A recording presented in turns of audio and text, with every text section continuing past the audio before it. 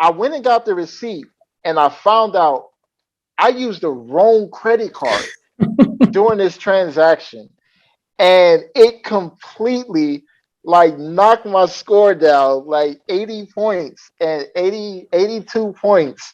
And I was like, wow, this is, I talk about this all the time, and I did it. I literally did it myself to where I destroyed my credit like 80 points.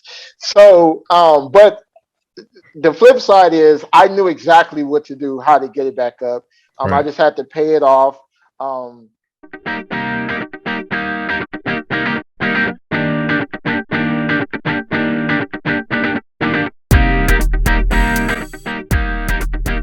Welcome everybody back to another exciting show of the About That Water podcast.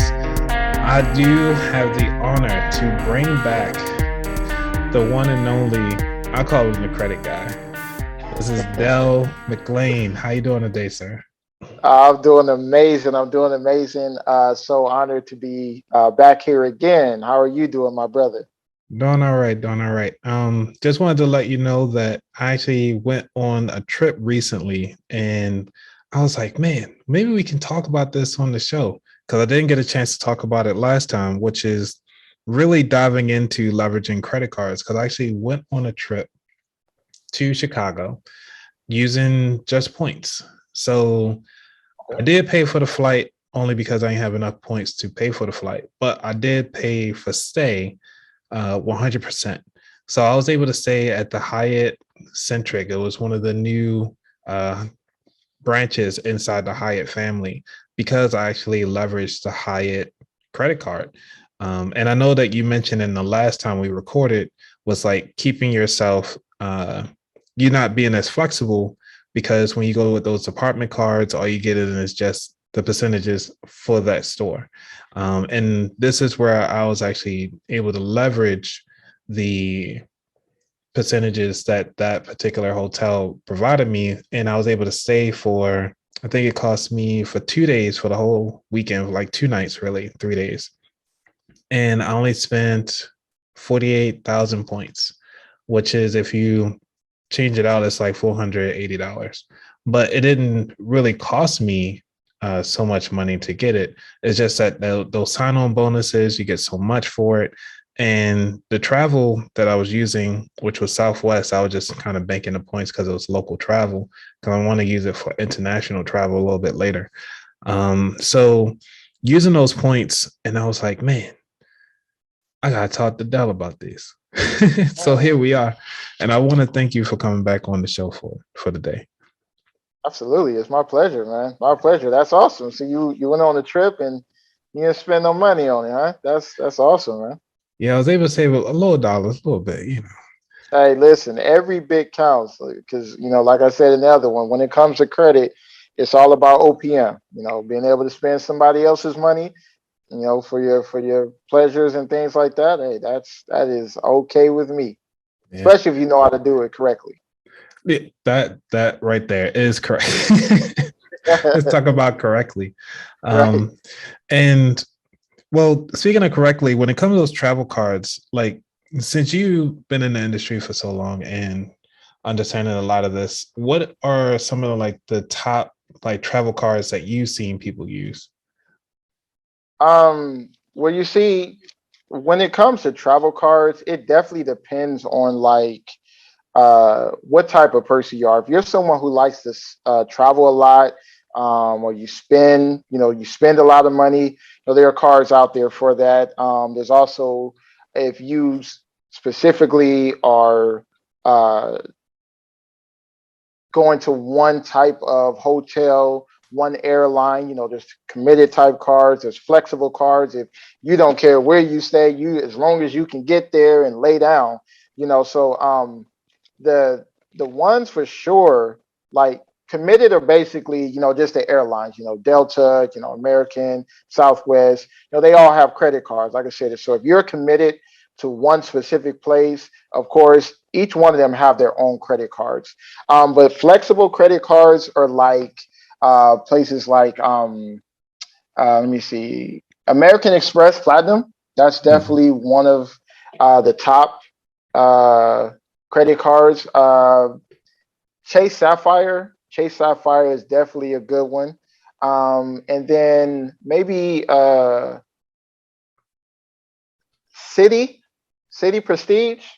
Okay. City Prestige is probably the third one. I would say it's between City Prestige and U.S. Bank Altitude. But again, these are flexible, so they give you the best um, types of leverages, the best type of points for your buck. Your bang for your buck. And anyone who's listening, understand when it comes to travel cards, the ones that you are going to get, you want to make sure that you understand that there's going to be an annual fee. Those are the best ones. The ones with Yeah. annual fees are the best ones. I'm gonna tell you that on top of that, because that annual fee at first, when I first got my the Hyatt card, I think I'm only paying $99 Okay. every year. Okay. But because I got the $99 every year, they actually give me annual credit points just for having Right. the card. So Right. I think it's well worth it. Yeah. And again, it's see with these types of cards like travel cards, you want to make sure again you're either traveling a lot or you spending a lot on that card. That's the only way that you're going to get the real benefits from those, unless you get the ones with no annual fee. And again, I'm not knocking any credit card, but if you're a big traveler, if you're a big spender, these are the type of cards you want to get, the ones that have annual fees, because you're going to get the best for your buck, the best for your travels and all your expenses. Definitely. Yeah, because the only reason why I wanted to do the trip in the first place was because I wanted some of that Chicago deep dish pizza. Have you ever been there yet? I've been to Chicago, but I have never had their deep dish though. Oh, man. Yeah, Right. and Yeah. I can say I don't know how many times I've been. I've been to Chicago a lot of times, maybe over 50. I don't know, but Oh, you yeah, I've say, hey, never. you never tried? Well, I was a truck driver, so uh, I used to deliver there a lot. That's still no excuse. It's right. still no excuse. But when I was on the road, man, I was never in the same city or state, for the same day unless we were sitting down, stuck or something like that. So that's the only reason why. That's the only reason why. But people have told me that I need to try it, and I'm sorry that I have not. Chicago, I love you. Definitely, if anybody listen, I apologize. One day I will try it though. Okay. Yeah, you definitely got to try it. I was doing a comparison between Giordano's and Illuminati's, and I have to say that out of the two, I'm gonna give what they do first before I say which one I actually like. So Okay. Giordano's, the way how their deep dish is set up, it is the crust, then the topping, then the cheese, then the sauce, right? So that's Hmm. Giordano's. Okay. Illuminati's does the crust, then the cheese, then the topping, then the sauce. So the sauce is on top of both of them. Yeah, it's deep dish. Yeah. So they like how you normally get like cheese over anywhere else. It's usually cheese on the top. Then you get to the toppings on the top, then you get to cheese and then the sauce at the bottom. No, Right. it's completely flipped It's upside down. complete. Yeah, they flip it. Okay. Yeah, it's so Ah, delicious. You got okay. it. Yeah. So when it come back to these restaurants, back to the point section, is like just because I went out to eat Right. and I get 2% back on like for points for every dollar that I spend Mm-hmm. at restaurants. So I Mm-hmm. was like eating to get more points so I can continue on getting additional travel while I was in Exactly. Chicago. Right. And that's exactly what I mean by when you especially in the last video when I said when it comes to leveraging, you got to understand what it is that you want to do with your credit. So you know exactly what you wanted to do. You want to travel and you want to eat. There you So go. you found a card that will help allow you to do both of those and be able to stay somewhere very nice, and not really have to spend no money. So again, it's very important when it comes to credit to do your due diligence, people. Do your due diligence and understand before you try to apply for a card, ask yourself, okay, I'm going to Chicago. What do I want to do? Okay, so I want to travel and I want to eat. So let's find that card that's going to get us the best benefit for, being able to do that, which was a very good move on you. Yeah, and not to say that you stay in like one of those typical rooms where it's just a bed and everything is in one room. I was able to get a suite. Right. And they was like, Mr. Weaver, sir, which room? Your room is here. We got room service. You don't even need to check in with us when you check out. You want late checkout? You want somebody to bring you some hot towels? I was like, yes. I never Listen. had this type of treatment before at a hotel. You was living it up in Chicago on a whole nother level. See, Right. and that's what I love about credit. That's what I mean by, credit can really change the dynamics of your life. Just the smallest things, like what you did, you was able to experience something just off of understanding and leveraging your credit the correct way. Mm. And you will be able to, you and your wife was able to enjoy the luxuries of what credit does. Again, OPM, other people's money. You guys gonna love that word after the end Right. of this. I'm telling you, OPM. Write it down. Matter of fact, Yeah. you better have notes and pencils out right now. OPM, you're gonna love that word. Other people's money. Yeah. So when it comes to other people's money, now that we're on that topic, Mhm. there are also credit cards that do cash back. Now, Absolutely. I'm not a big fan of cashback cards. I just started Okay. using them for the business only because I was like, well, I'm not going to do too much travel. Right now I'm trying to grow, so I'm gonna use the cashback to kind of get more equipment and stuff like that for the show. But Right. can you give the people like what are the top three or top five best cashback cards? Okay, in my opinion, and this is, and understand, this is for people who have like a 690 and up. Like you have to really have, good credit for these type three cards. And listen, every last one of you, I don't care where your score is, you're gonna get there. Stay consistent, stay with the patience, and keep building, but understand how to build. Okay, so the three that I recommend, um, the Chase Freedom. Chase Freedom, I think, is like probably top, uh, maybe the second one. Because the first one I would think is the Navy Federal. The Navy Okay. Federal cashback reward card is, I think, is one of the best ones. If anyone can get into Navy Federal, if you have, friends, relatives, if you have Navy Federal, that's one of the best cash reward cards to have. And then American Express, American Okay. Express. So I think those would be the top three. Yeah, those would be the top three on my list: American Express, Navy Federal, and Chase Freedom. All right. And because you mentioned those cards with cashback and trying to leverage with other people's money and with the stock market the way it is. So for people who trying to figure out, all right, well, I also want to learn credit, but also want to start investing, they could actually use the cashback card to start investing their money. Now, one of the and right now, as we talking, American Express is valued at $168.87. Now we're recording this episode in July 20th. So right now it's at $168.87.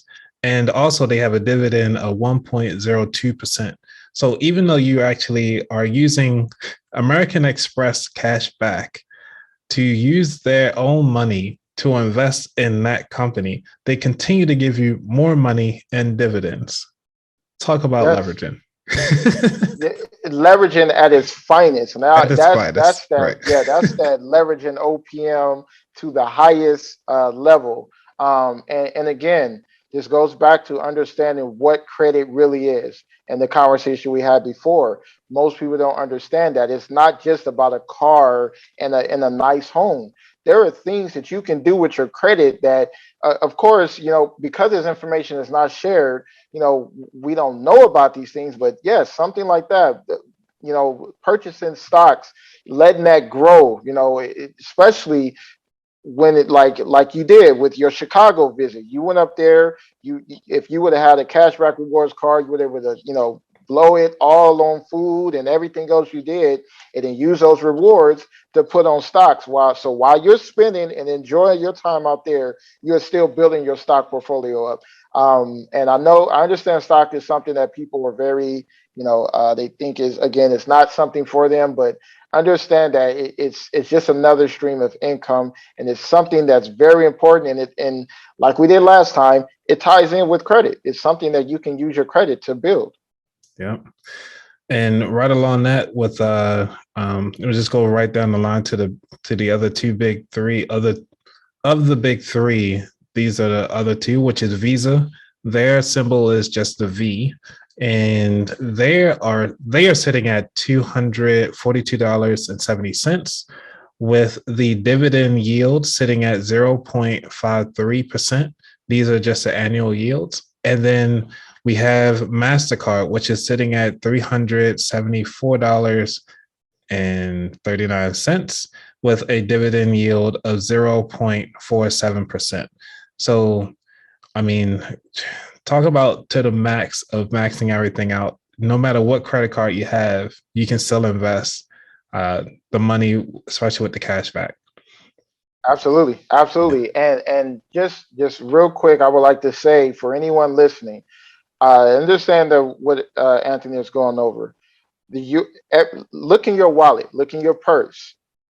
The credit card that you have, the debit card, it has a logo on it. When you think of stocks, think of things that you use every single day.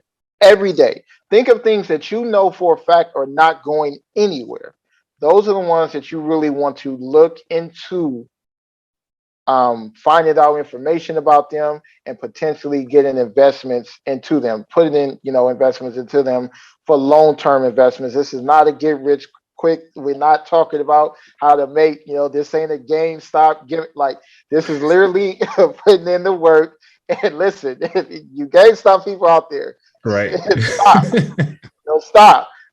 This is a long-term investment. And understand the things that you use every single day. Look them up and see if is there a stock out there for it, and it might be something you want to invest in. So yeah, that's very great information.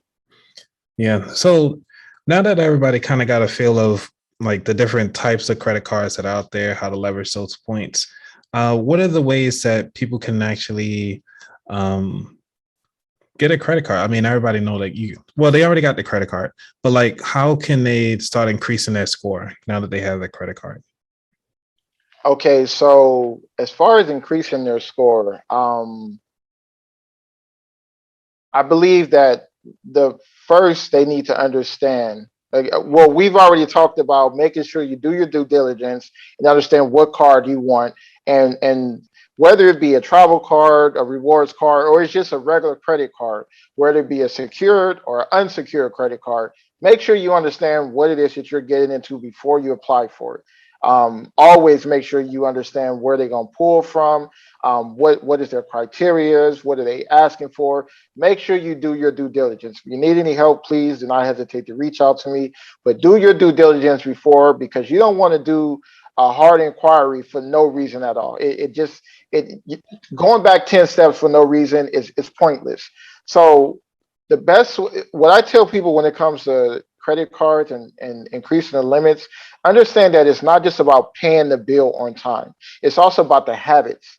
I think I spoke about this in the last video, but the habits, how you're using this card.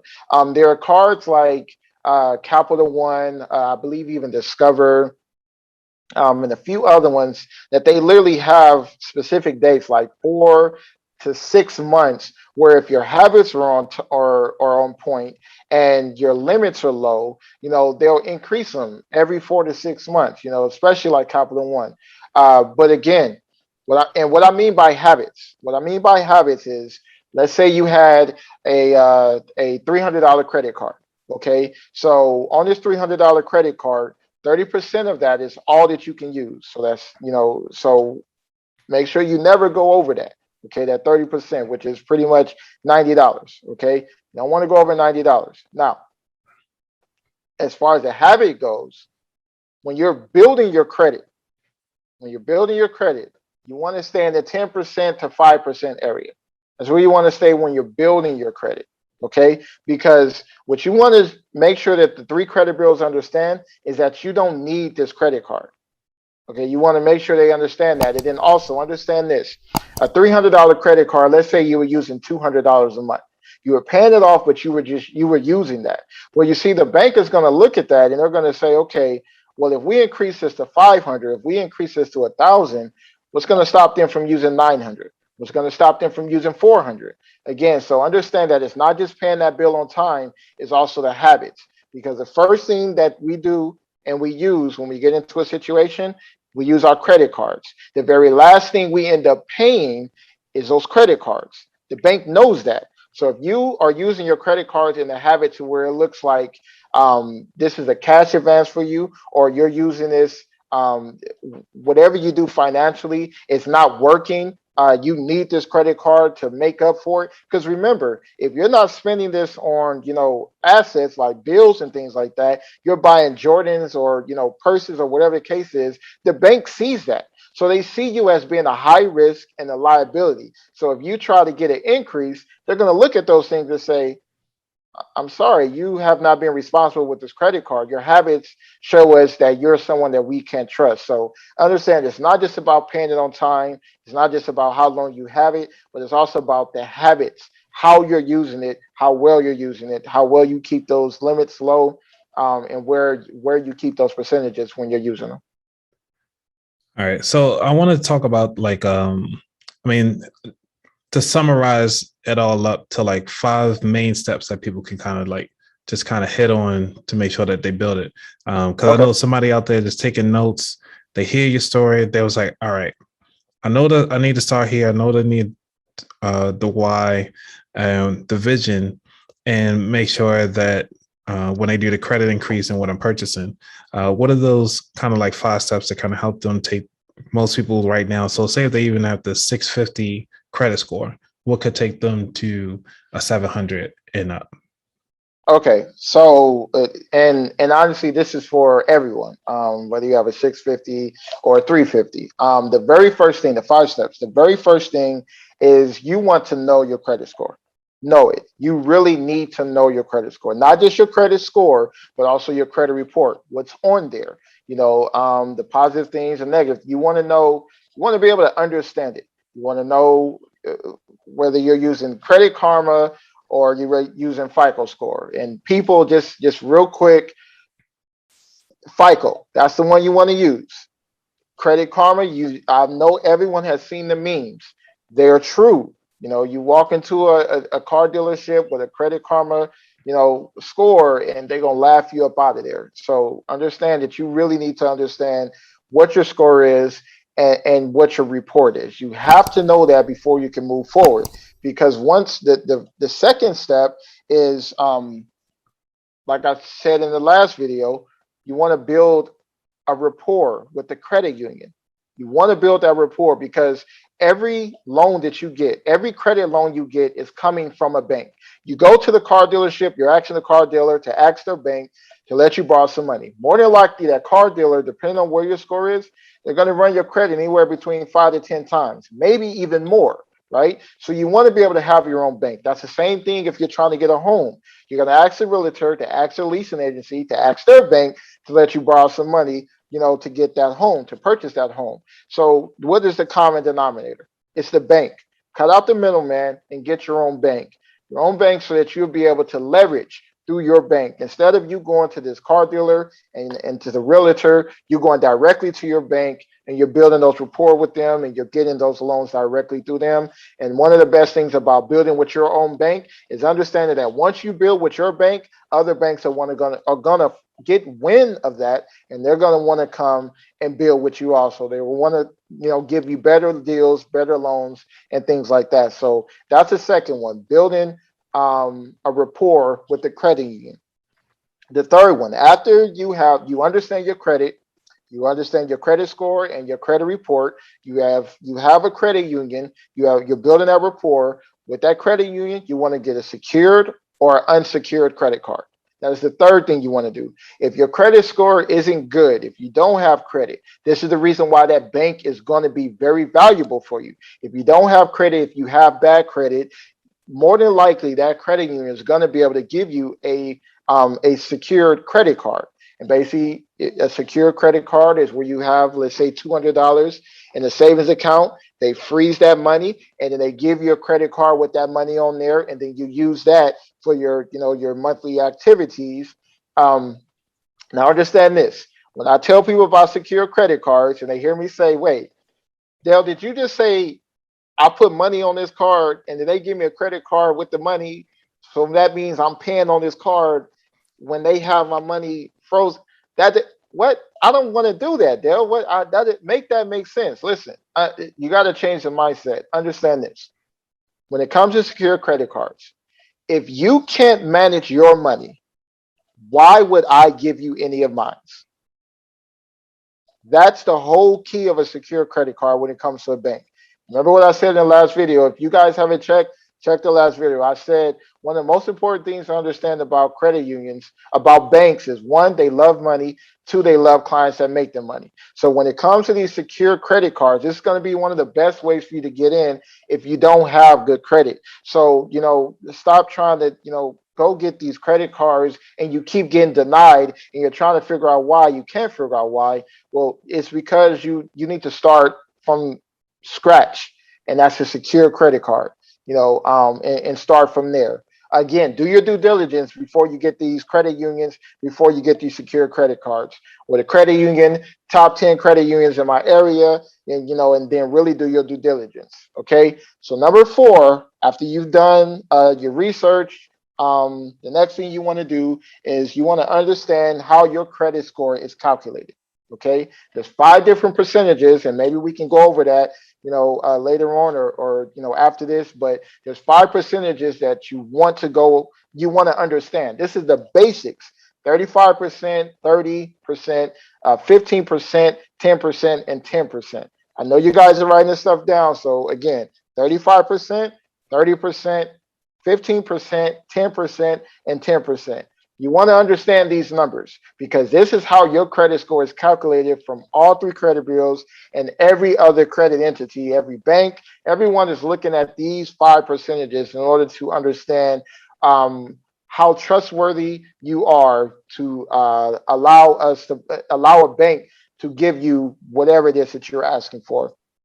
And then the fifth and final thing: build positive credit lines. That is that it just build positive credit lines. What are positive credit lines? Credit cards, car notes, secure loans, business, like you need positive credit lines. Most banks want to see anywhere between 3 to 5, 5 to 7 different positive credit lines. So that means don't have just all credit cards. Secure personal loan, or maybe two secure personal. Okay, so and number five is build positive credit lines. It is so important, so very important. This is one of the main reasons why most people's credit scores are stagnant. They're just sitting still because they may have one credit card and that's it. And they're trying to figure out, well, why my score isn't doing anything. It's because you don't have any positive credit lines. You want to have, banks, they like to see anywhere between 5 to 7 different types of positive credit lines. So this is credit cards, car notes, personal loans. You want to have a diversified amount of credit, positive credit lines going all at the same time. So this is the reason why number two, building that business a rapport with that credit union comes in handy because you can have your credit cards through them. You can have maybe two personal loans through them. You can have your car note through them. You can have your home loan through them. You have all these things going through one bank. And the reason why I push people having, their own bank or banks, multiple banks, that's fine. The reason why I push this is because think of it this way: if you have a random bank that you are doing business with, a random bank, if any type of identity theft or anything happens, if they get hacked or anything, they don't have the obligation to really reach out to you and let you know, hey, listen, Mr. McClain, we got hacked, we got breached, and this happened. Your information, they really don't have the obligation to do that right away. But with your own bank that you build a rapport with, you more than likely are going to get alerts. You're going to get a phone call, and they're going to say, hey, listen, we had a breach, but we're looking over everything. We're making sure all your stuff is clean and clear, and we'll let you know if anything comes up and anything pops up. So that's another reason why you want to have your own bank. So these are the 5 steps on building your credit the right way, and making sure that you see results from this. And I guarantee you, you build it with these 5 steps, you will see results. Wow. Yeah. And the cool thing about what you said is having that relationship with the bank is because one of the things that helped me out when I was getting my business credit. And if you actually look at all these other YouTube videos, and it was like, well, in order for you to get an Amazon business card, you need to have all these prior lines of business credit. And I was like, well, I just applied. But because I already had that relationship with American Express, using one of their smaller cards, they was like, sure, we already have Yeah. your information. So here, you start the business, here's a credit card. I was Right. like, thanks. And then because nobody else was giving me a shot because I didn't have any rapport with them, even as a personal. Yeah. And when we're talking about leveraging, you leveraging who you know. Yes. And the bank's only going to do business with who you know. So when you're starting to build your business credit, and if you already have all your information with Chase and all your local information, so when you go to start your business, you can say, hey, Chase, I want to start my business with you guys. And they was like, oh, well, we already see that you're doing business with us. Here's a card for you. And you get a card, and you get a card. You Right. got Right. employees. Hey, your employees get a card. I was like, I don't need that many cards. Right. Right. Right. So Yeah, and like you said, it all stems from building that rapport. That rapport is so important to have with those banks. And again, don't let these YouTube videos fool you.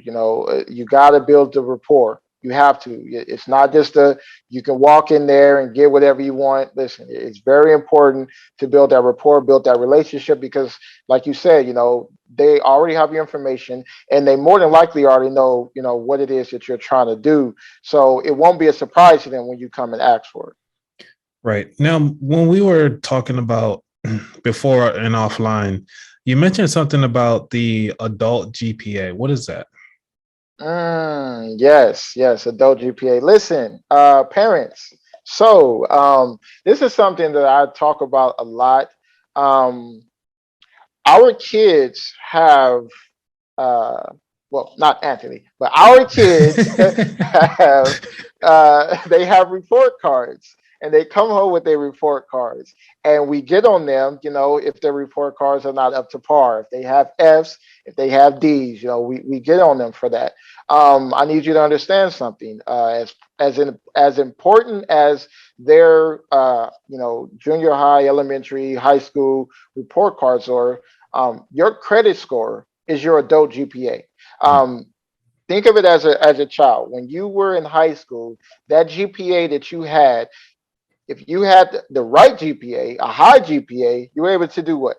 Go to any school you pretty much wanted to, probably grants, scholarships, all that stuff probably already paid for. Maybe you was on the honor roll and some other things because your score was exactly where it needed to be to go wherever you wanted to go. But that's the same thing with credit. So that's what I mean by your credit is your adult GPA because with the right credit score, you'll be able to do and go wherever you want to go, leveraging just that 3-digit number. So understand that. when we hold our kids accountable, and this goes back to our conversation about accountability, when we hold our kids accountable for their scores, I tell kids, listen, I'm gonna give you this chart, and this chart is gonna have numbers on it. Now you ask your parents to point to where their number is as far as their credit score. Now, if their credit score is down there on the red, you have permission to put them on punishment until they get that score up. So it's a fun way for the family to hold each other accountable. We're not just going to hold our kids accountable for their GPAs at school, and then we just get away scot free. No, no, no. Our kids are also going to hold us accountable for these credit scores because our credit scores are adult GPA. That is what we as adults are responsible to make sure are up. I'm not saying you have to have an 800, 850. I'm saying that your score, your credit report, your credit itself needs to be healthy. Nice. Now, do you actually have a chart like this downloadable from on your website? Yes, I do. I have a Okay. chart that shows the different credit scores, and it says A, B, C, or D. A, B, C, D, and F. Yeah. Nice. Because I think that would be really cool. I'll make sure I put that link in the show notes so you can get a copy. That'll be so cool. Absolutely. All right. I don't have anything additional to ask. Is there anything that you want to let the listeners know before we get into the 4 questions? So yes, if we could go over the percentages, Definitely. I believe that is something that is very important. Again, the 5 basic percentages of how your credit score is calculated. Understand that the very first one is 35%. These are the 5% that I told you guys about earlier. So the first one is 35%. That's payment history. Make sure that you pay your bills on time, all the time, every single month. Never miss a payment. One missed payment can cost your credit score anywhere between 50 and 120 points. One missed payment. So understand, this is the biggest chunk of your credit score calculation. And like I said, they want to see how well you are at paying bills. When it comes to you borrowing money from someone, just think about it. If someone borrows some money from you, the last thing you want to know is, okay, the last time I gave this person some money, they disappeared on me. I couldn't find them. I called them. I went to their house. I sent them a letter, a text message, an email. I hit their Instagram. I hit their Facebook, and I couldn't find them nowhere. Right. Well, that's the same thing with the bank. That's why I say you want to understand what your credit report looks like. Not just your credit score, because most people they believe, oh, as long as I have the right credit score, I'm good. No, that credit report is also very important. So 35% of your credit score calculation has to do with payment history. Pay those bills on time. Right. The next one is 30%. Okay, 30%. That's amounts owed. That basically has to do with your credit cards. Again, when it comes to your credit card, you do not use over 30% on that credit card. And what I mean by that is there are 2 dates when it comes to your credit card. 2 dates that you need to know. Write this down. You need your due date and you need your statement date. Those are the 2 most important dates you need to know with your credit card. The reason why is because the due date, obviously, if you don't pay that, well, you're going to risk losing 50 to 120 points. But the statement date, let's say you use over 30% on your credit card for that statement, right? Well, when the statement date is basically when the bank sends your information of what that credit card amount is, they send that to the 3 credit bureaus. Once the 3 credit bureaus get in, they see that it's over 30%, well, it's gonna decrease your credit score. So Can I add? understand that. Mhm. I would Please. like to add one more date. Okay. Because you got the statement date, you Mhm. got the due date, Mhm. but like you said, the statement date is different from the date that actually gets reported to the credit bureaus. Yes. Because the statement date is what you know. The 2 dates that you actually are aware of. The third Yes. date, another way to get that is that you actually have to call the credit company, or Yes. if you monitor your credit report enough, to actually get that date. Because a lot of Right. people usually skip that date. Because Right. it's like, Exactly. but I just paid this bill. The statement date was it, but you didn't pay it off before the date it was actually reported to the credit bureau.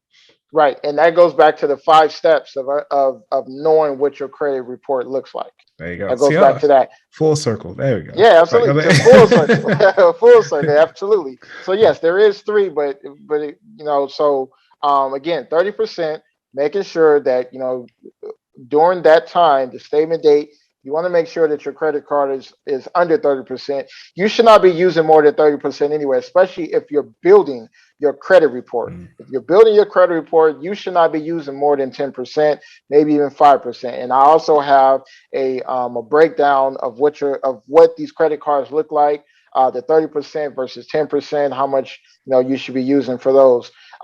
It's very important to make sure that you stay under 30% when you're building.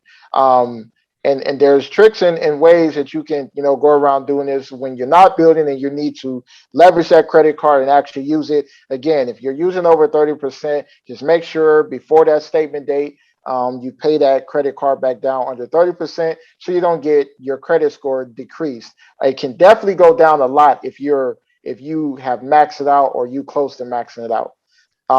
Yeah, before because I'll just kind of go through these numbers right quick.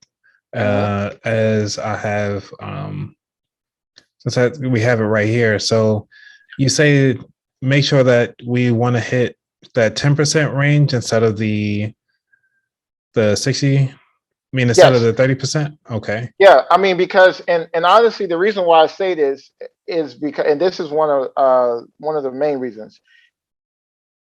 What I said in our last video, you want to know what it is that you're trying to do with your credit, right? Like what you did. You said, I want to travel. I want to go to Chicago. I want to eat. So you knew exactly what you wanted to do. So you got the card for that. Well, again, let's say that someone just wants to get a car or they just want to get a home, but they need to build their credit in order to do that. Well, if you get a $200 credit card and $60 is the only amount that you can use, well, there's two things I have a problem with if you use more than that, or if you're using $60. One, what exactly can you do with $60 right now? Like, honestly. Now, most people are going to say, well, I can probably pay bills, or I can put it on my gas, I can probably put some food in the house. Well, the honest answer is nothing, because your goal is a car or a house. $60 is not going to pay for that car, is it? Not at I all. mean, Yeah. we know what type of car Right. you get. It ain't gonna have no engine, it ain't gonna have no transmission, it ain't gonna have no tires, no doors, no seats. Like it'll probably be a bike. Um, that's about as quick as a car you're gonna get, but it's not gonna get you to that goal. It's definitely not gonna get you a house. Right. So what is it? What are you spending $60 going to do? It's going to add more bills to what you already have. Again, unless you're using it for a bill, which I also don't recommend when it comes to lower credit cards, because we all get into that situation where, let's say we had a light bill. Light bill came in and we paid. We like, you know what? I'm just going to pay half of this and pay the other half next month. It kind of will. The interest will eat you alive if you play that game with these credit cards. I see a lot of people who go into credit debt because they sat there and said, okay, well, I have this $500 credit card, and okay, I can spend 150. Matter of fact, I'm only going to pay $75 on it, and then next month I'll pay the other 75. Well, the problem is you're not accounting for the interest that's going to come on that. And then also, what did you use that 150 for? Did you use it for a bill? Okay, so if you use it for a bill, you got to be honest with yourself. You got to hold yourself accountable, and you have to ask yourself, next month when that bill come back in and it's 150, are you not going to use that credit card? Right. No, you are going to use it because you're like, I have 150 on here. Of course I'm going to use this credit card. So now you're going to put 150, and it already has the 75 plus the interest. Interest probably ate it up to about $82, $83. So now you have $83 on there, and then you're going to add 150 on there. Now you're over 30%, and then you're almost to the point where you're about to pay that 150 bill twice. I see what you're So saying. Yep. so now you're in a domino effect. This is where you're going to end up in a bad situation that you can't get out of because it just works that way. Like, so that's why I tell people stay completely away from 30% so you don't get into that debt. Again, you have to know, what are you doing this for? What are you building your credit for? If you're not building your credit for a car or a home, if you're just building it for a rainy day, it doesn't matter what you're building it for. You need to stay in that 10% range. All right.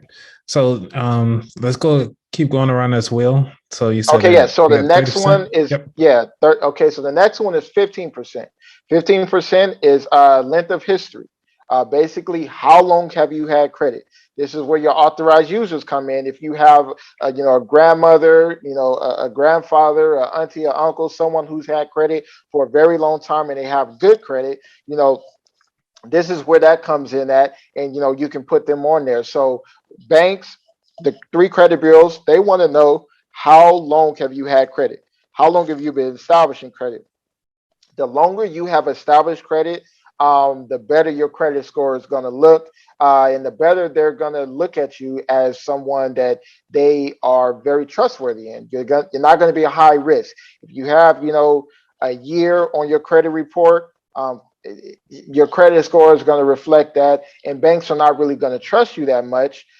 Even though you've been paying bills on times and things like that, you're still going to be a high risk because you're brand new to credit versus someone who has, 5 to 7 years. They're going to be someone that they really trust because they have a long history of credit. They may have a whole bunch of different positive credit lines. They may have had things that they paid off and it looks really good, and they're someone that they really trust. So 15% is just length of credit. How long have you had credit?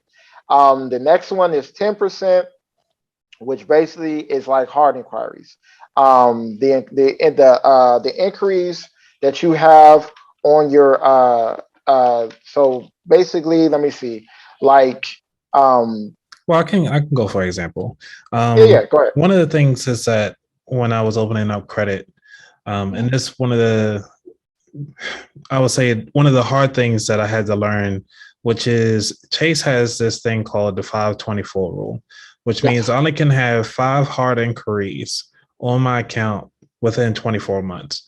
And that means that 10%, it kind of helps people to leverage their inquiries. So if you don't want to have, and I guess this is a way that Chase uses to regulate um, the type of clientele that they have, to know, all right, every person that got a Chase card, at least we know that they didn't have more than 5 inquiries on their credit during this time frame.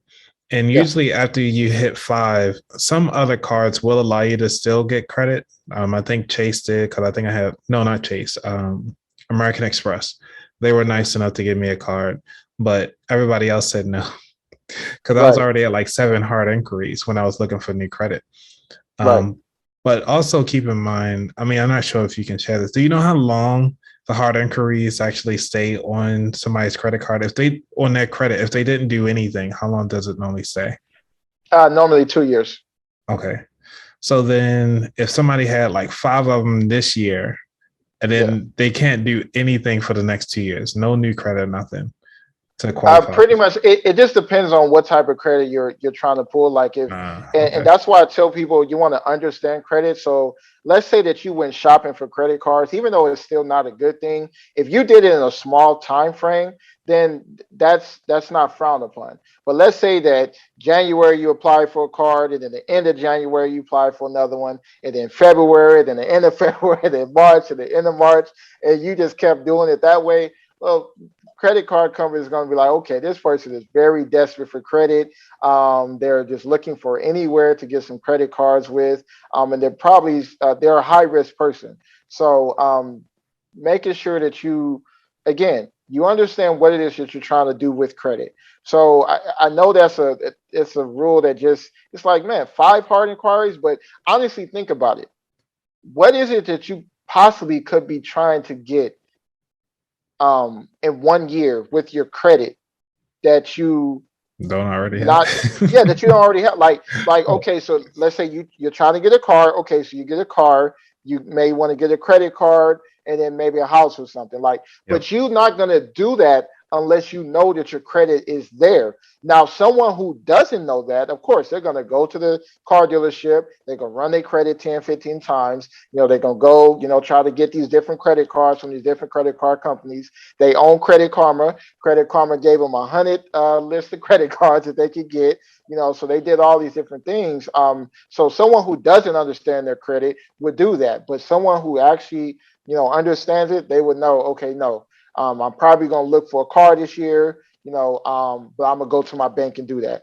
Okay. And if I do more than one, I'm gonna do it in a small increment, like 2 weeks, so it doesn't keep hitting my score as hard inquiries.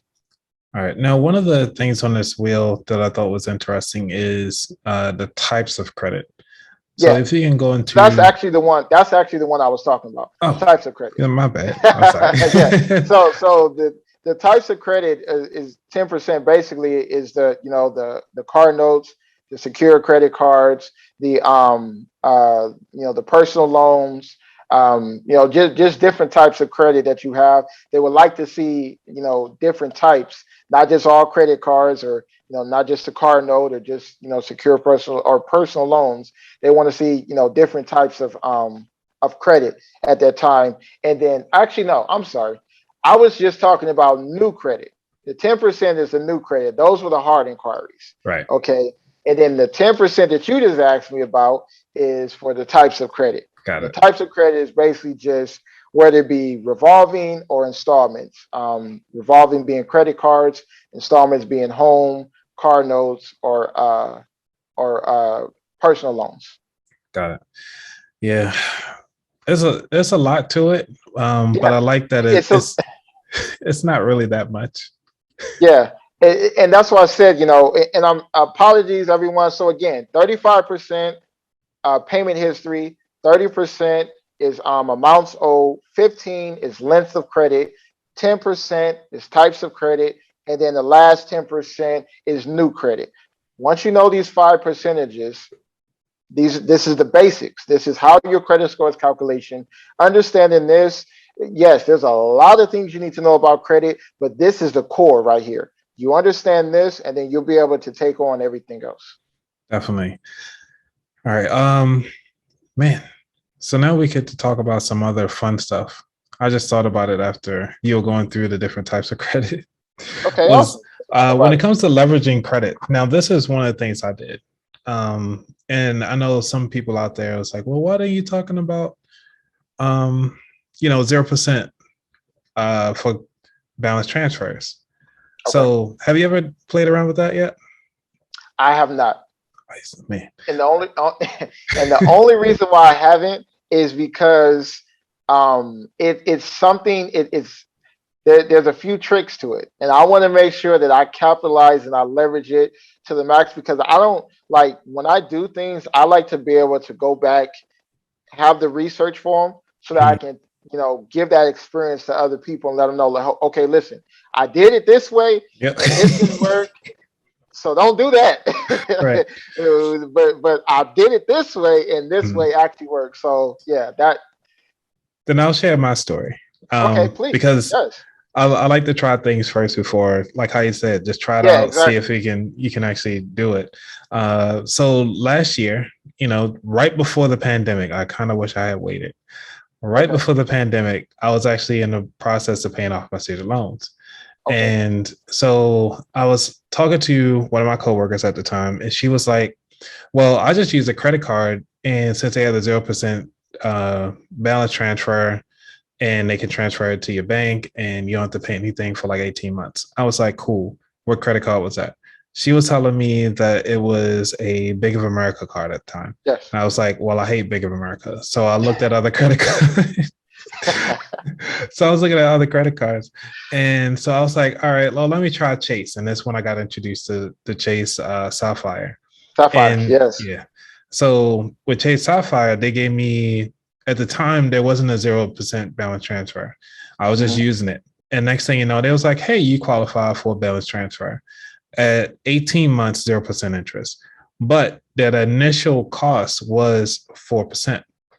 And the credit limit of that card, I believe at the time I got it, because I increased the value since then, was about 17,000. Okay. So my student loan, I had three student loans with a private lender. I'm not going to Hmm. say that name because I don't want to say that name and give them energy. Uh, Listen. so I was like, cool, let me take out the 17,000 with at 4%. And the Hmm. 4% was due immediately as soon as it hit my bank account. So as soon as that amount hit my bank account, they gave me 2 month grace period to actually give my first bill. Yeah. So when they gave me my first bill, I was like, cool, let me use their own money to pay them back. And I think it was like $400. I was like, so y'all give me $16,600 to play around with.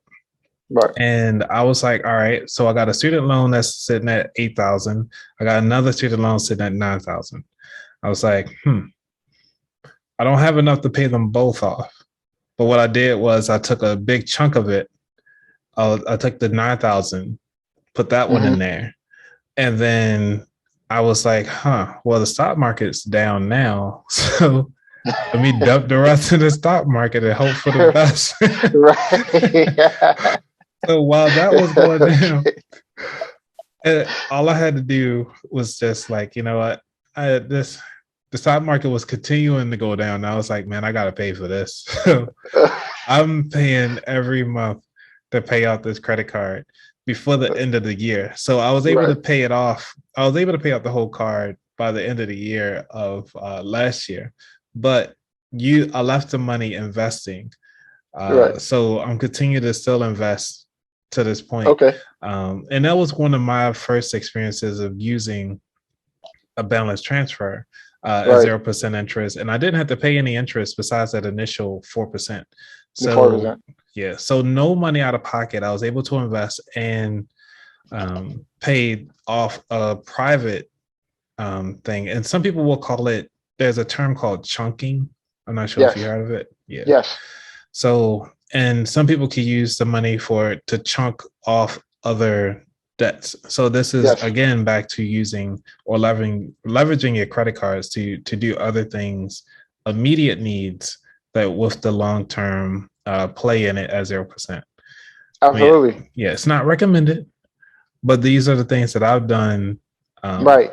to kind of pay off some things. Yeah, Well, you see again, and then that just and listen, we had yeah, this go good tie back there. thing where it ties back into understanding credit and understanding what it is that you want to do with it. See, Yeah. you had a problem, Mm-hmm. you found a solution, and then even though it was a gamble, it was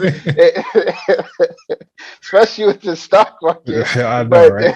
but it was the thing is you learned a lot from it and you were able Yeah. to now share that story to help someone else who was maybe thinking of doing that or maybe didn't even know that that was something that was possible and that's why I love credit so much because it man it's just unlimited. There's unlimited amounts of things that you can do legal Right. legal things Legal. Right. legal Yeah. everybody legal things that you can do that we're being serious about that legal things. There's unlimited legal things that you can do with your credit to help you catapult your life, whether it be changing your zip code or like you said, knocking off half of your student loans or putting yourself in a better position.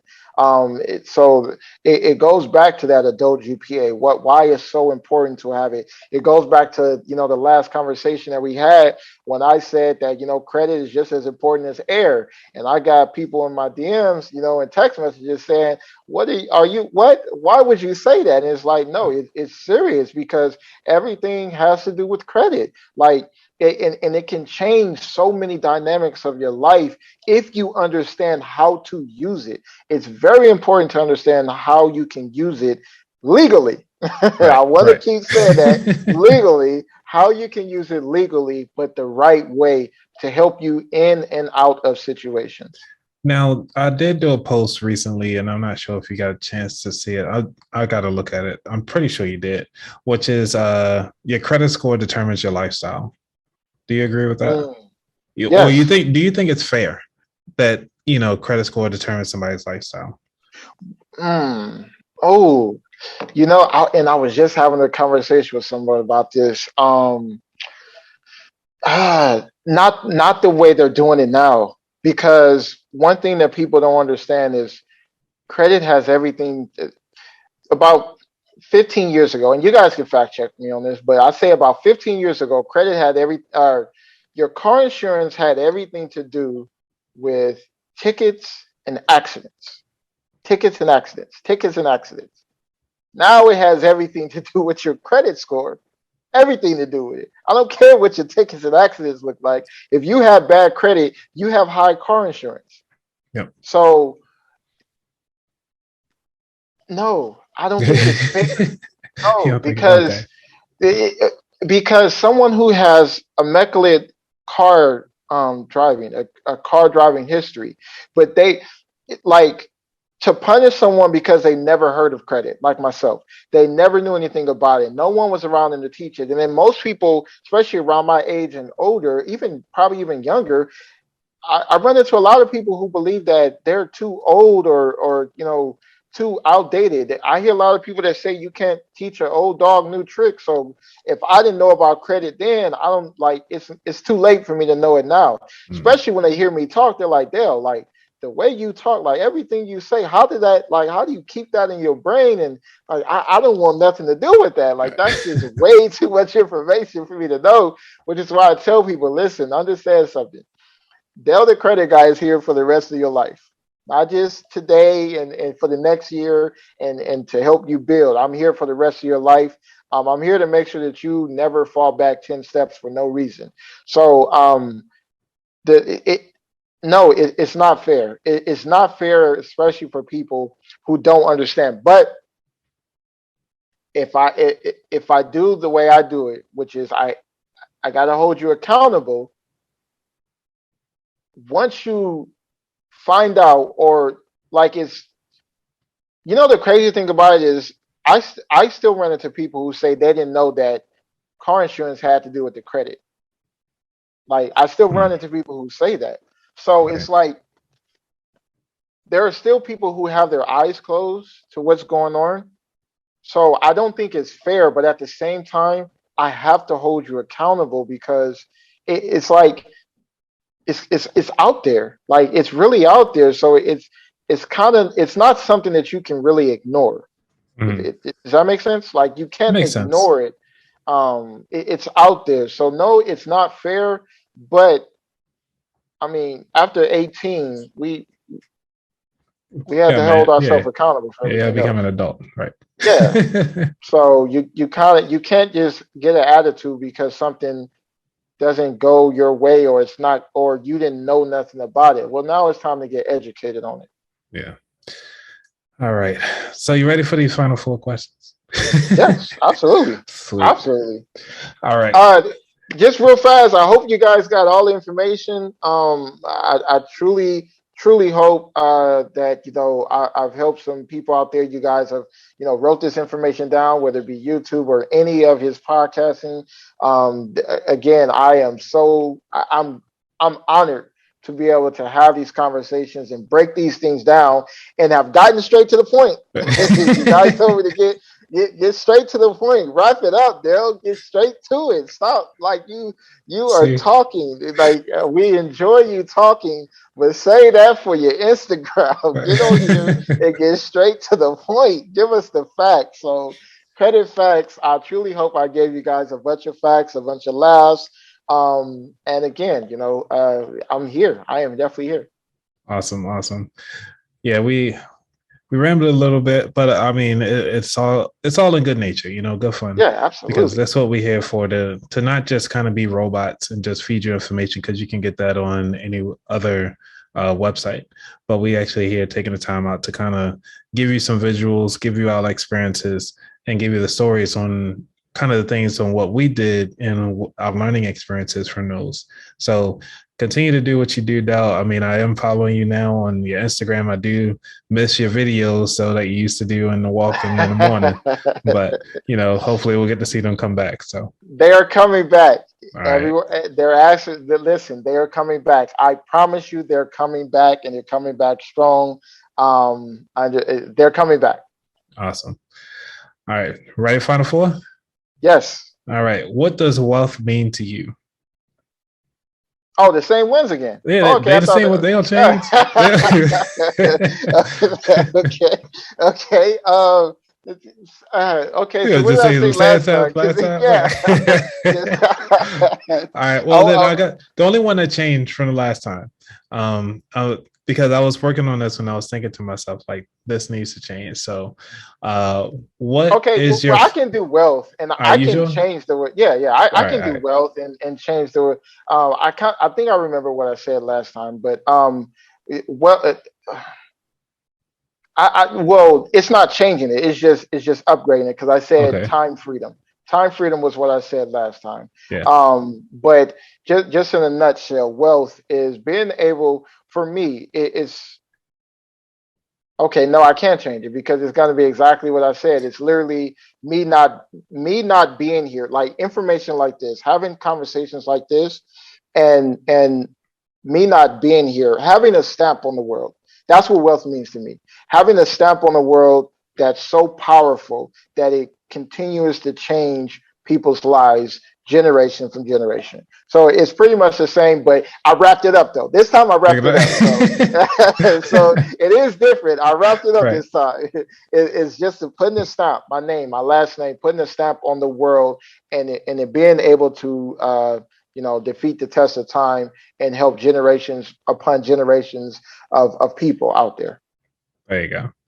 And then I'm gonna just skip to the because the last four, like the very fourth one, was the one I changed, Okay. which is what is your favorite dish to cook? My favorite dish to cook. Yeah. Wow. Wow. You put me on the spot as being a chef. Right. Oh, Oh I didn't say man. that much. I was like, I know. I'm just saying. I'm a chef, so there's not like there's so many things that I love to cook. A favorite one though. Oh man, that one's hard. I don't but think I've ever what's been. your go to? What's your go to? If you're really hungry, Well, see, if then it wouldn't work for me because I don't eat meat. So my favorite dish for myself, the only thing that I eat, which is one time a week, and listen, people, don't judge me, okay? But I do smoothies, the smoothies the other time. good, But good. is I do a quesadilla Mhm. and it has spinach, Okay. uh, uh, country potatoes. I have country potatoes in it. Spinach. The olives is the meat replacement. What else do I have in it? Sour cream and salsa. I do with that. So let me see. Spinach, um, the potatoes, the olives, cheese, and eggs. So Oh, that's you do that's my eggs. go-to. I gotta Yeah, try that. and that's just for my like protein and stuff because Yeah, yeah. they say I don't eat enough protein, so I put that in there. But as far as cooking, like when I'm in a cooking mood and I'm cooking for family or friends and stuff, it's probably my spaghetti. Because Okay. when I do it, I do spaghetti. I'll do a salad. I'll do fried chicken. I'll do cornbread. Like I have you over there slumber and sleep in a coma after you have one of my meals. So that's So what's probably the. special? What's special about the spaghetti though? Like what's in it? So if I tell you this, Oh, you're I gonna mean, have to because kill this, me. I'll tell you like. yeah, I mean, I don't want to say that, but Okay, it's one okay. of those things where it's like Oh, okay. It's one of those that's a recipes. yeah, it's one of those recipes that I can tell you what I make, but Right, right. what I put in it, listen, that's something that it Well, might not you get gotta take passed a you out. gotta take a picture of it so I can at least show like, You don't hey, think you I know. have pictures already? I mean, hey, I mean, we I'll, gonna I'll put in the in the show so we can put a little overlay. I, Right. I'll send you some pictures of some things I made. I don't know if I had a spaghetti or not. But I did, because like I said, I cook all kind of different things. Nice. Beef stew, ribs. I do all kind of different things. But I think the spaghetti is probably one of my favorite things because there's so many different variety of tastes that come with that. Awesome. All right. Any where that everybody can actually find you on the internet? Um, Again, everything is Dale McClain, Dale the credit guy. Everything. Just Google me, ask Siri, Alexa. It's literally just Dale McClain. That's where you can find me. I'm mostly. I can't really say I'm. You can find me there. All And, right. on Instagram, it'll pop up. It has my email. I think it has my number on there also. Yep. So if you just Google Dale McClain, you will find me. Okay. The guy with the beard, and the shirt that has a message on it. That's where you'll be able to find me any and every time. All right. So I was surprised you didn't say it's time to elevate, but I understand. Well, you see, because I thought you was going to ask me, I didn't know if that was the last question or if Well, there was one other one, because you said there was four. So well, because the other two were all the same. okay, It was just basically your worst job and your favorite right, financial book, and okay, non-financial book. Yeah. right, and we talked about both of those. So yeah, Yeah. okay, so okay, well, listen, everyone out there, everyone listening, if you are watching the video, again, my name is Dale McClain. I go by, well, the people call me Dale the Credit Guy. On the podcast, I have a shirt on that says Dale the Credit Guy.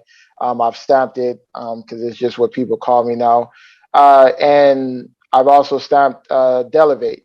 Basically, it's time to delegate. It's 2021, and again, I'm the type of person that's going to hold you accountable. I'm going to hold you accountable to whatever you say your dream is, whatever you say your goal is. I'm going to be the one to do that. So when it comes to Delevate, understand I took my name and I put that in with Elevate, and I made Delevate. And it basically just means it's time to elevate your life with Dell. Because again, it's not just about credit with me. It's about the lifestyle. It's about the youth. It's about everyone, changing the mindset, and changing the narrative. Because everything that we're here to do, it's right in front of us. Writing those goals down, writing those things down that you really want to be a part of, that you really want to accomplish for yourself. I'm telling you, everything you touch can turn to gold. Everything, as long as you are consistent with it. So when it comes down to these types of these conversations I have, I always tell people it's time to elevate, because I'm gonna hold you accountable, and that just means it's time to elevate your life with Dale. Love it. All right. Thanks a lot again for coming on the show, Dell.